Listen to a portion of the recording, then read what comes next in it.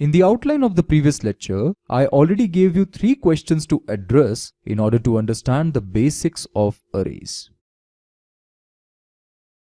I've already discussed this first question, that how to declare and define one-dimensional array.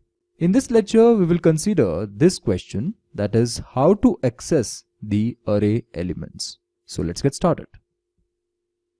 Accessing elements from 1D array.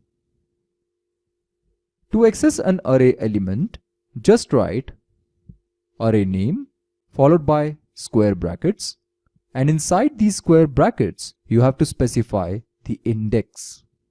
Suppose you have an array of length equals to 5. Then as we know, index starts from 0, the last index of this array will be 4, because if length is equals to 5, then last index of the array must be 4. It's always length minus 1. So index starts from 0 and goes up to 4. If you want to access the first element of an array, you can access that element by specifying the index as 0. Here you have to write the name of the array, then you have to write the square brackets, and then you have to specify the index. Now, if you want to access the second element of an array, you have to specify the index as 1. And if you want to access the third element of the array, then you have to specify the index 2, and so on. One thing you should always remember is that index always starts from 0 and goes up to length minus 1. The length that I am talking about is the length of the array. This is all about accessing the array elements. Now we have understood clearly that how we can access the array elements. Now the third question that we have to address is how to initialize one-dimensional array. We will discuss this question in the upcoming lecture. Okay? If you remember, in the previous lecture, I already gave you a tip. Specifying the length of an array using macro is considered to be an excellent practice, right? If you specify the length of an array using macro, then it is always considered to be the best practice. This is the way you define a macro, right? You definitely asked me this question, that why it is considered to be the best practice. We will see why right now.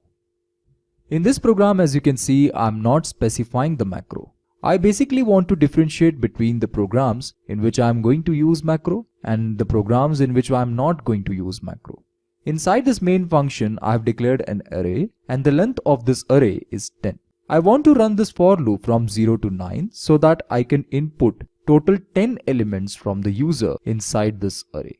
After this for loop, there is one more for loop where I just want to print all the 10 elements of the array. This program is without macro.